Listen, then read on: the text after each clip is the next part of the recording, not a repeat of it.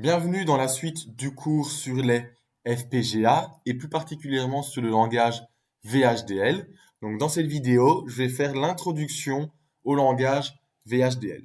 Donc VHDL, c'est quoi? En fait, si on décompose, c'est VHSIC, Hardware Descriptive Language.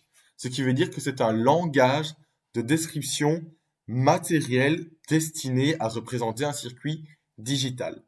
Donc c'est très similaire de Verilog HDL. Donc ce sont bien deux langages différents, mais ils peuvent effectuer la même chose. Et donc dans ce cours, on va faire VHDL, donc VHDL.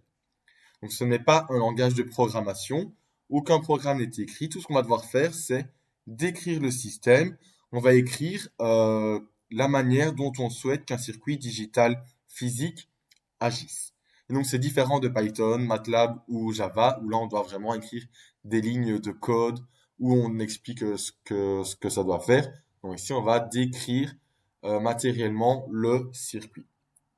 Alors ça sera contenu dans un fichier d'extension .vhd. Et alors si on fait une très bonne configuration, donc si la conception du circuit est bien réalisée, on peut prendre le design et le reporter à un autre FPGA du moment qu'on n'utilise pas des composants spécifiques sur la carte, bien entendu. Alors VHDL, ça peut être utilisé dans plusieurs domaines. Donc ici, ça sera pour la configuration de cartes FPGA, mais ça peut être aussi pour la configuration de d'autres types de matériel configurable.